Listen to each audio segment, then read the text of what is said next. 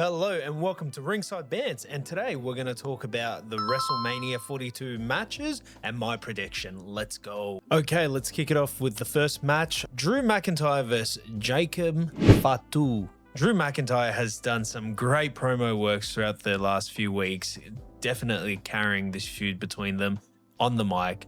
Jacob is bringing the energy, and I think both have actually done quite a solid job in building to their match with a, somewhat convincing story. Unfortunately, the way Drew's been put into this place, I don't know if you guys know, apparently he is leaving to go film a movie in Hollywood after this WrestleMania. So potentially that's why they put him in this spot, because obviously being champ, you got to be around, and post WrestleMania is a big period. So I get the decision, and unfortunately I think Drew loses here and Jacob's going to pick up a massive win. Okay, the next match, the Usos and LA Knight versus The Vision, which includes Logan Paul, Austin Theory, and I Show Speed. The weird thing is there was tension in the back with LA Knight and the Usos, building to some sort of stories, but apparently that's been squashed, and now they're in a tag team match together at WrestleMania. Look, I think the build leading up to this has been weird and it doesn't make sense, but I think for the audience, two massive YouTubers, or should I say one wrestler, one YouTuber, both famous, both celebrities, bringing some of that audience into this match. I think it's going to be a lot of fun.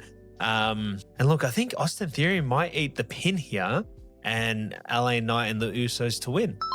Let's hope he doesn't and one of these YouTubers get the pin, right? Come on.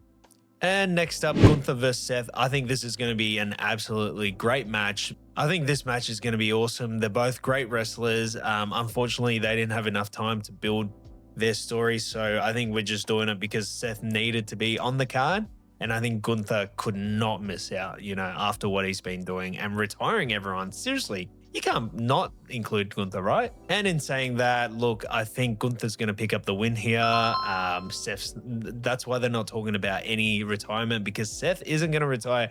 I think what's going to happen is it's going to lead to Gunther getting that favor and versing Brock Lesnar at SummerSlam, because there's been rumors that Brock is retiring either this year or next year. And I think SummerSlam, obviously being the second biggest event for WWE, it makes sense. And yeah, Gunther picks up the win here.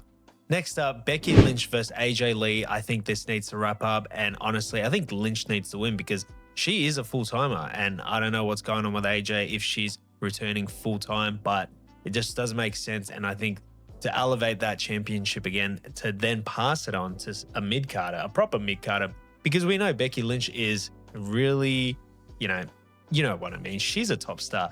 So yeah, I think Becky Lynch definitely needs to win this match. And look, I won't be mad if AJ wins because she's going to get a huge pop. Everyone loves her. She's done great. Promo works have been solid between the two, and they've got a lot of history. And yeah, it's a hard match to predict, but if AJ wins, we won't be sad. If Becky wins, great. All right, the tag team title match for the women's division. Look, I think this has kind of been a mess, and honestly, I'm not mad at any winners. And I think realistically, give it to the Bellas. Let's bring some heat. They would, if the Bellas win, I'm telling you, there will be some massive uproar. I actually think the Bellas need a win because you bring these great names back, and honestly, Hall of Famer names, and you're not doing much with it. So again, let's turn them heel. Let's put the championship on. And to do that, man, they're going to win. So I'm predicting the Bella Twins. Why not? All right, our co-main event for night one, Liv Morgan versus Stephanie Vaquer. Oh my God, this was a dark horse for the best build. It's been short, sweet, and straight to the point. No deeper layer. I think these two have done some great solid building in the last few weeks. I love that Stephanie smashed the out of Liv, and yeah, if you guys haven't seen it, the photos online, oh my goodness, that bump on her head, crazy shit. And I think the winner of this match is going to be Liv Morgan. I think it's time for her to be back up there. A lot of buzz around her music video and her appearances lately. Steph's just, I think she needs a character refresh.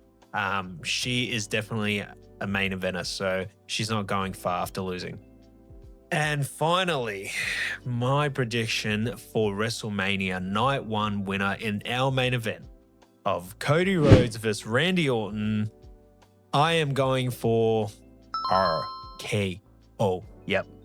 Unfortunately, man, Cody can't win here because if Cody wins, Randy is basically done. Like, it just makes no sense to turn him heel and not give him the title because there's one last run. I don't know if he's going to win again. I don't think he's going to be 18-time champ. No, I don't think anyone's touching John Cena's record. But if he doesn't win here, man, where does Randy go from here? And inserting Pat into this, it didn't make sense in the first place. So I think after WrestleMania, they need to squash the Pat McAfee story and let Randy be heel.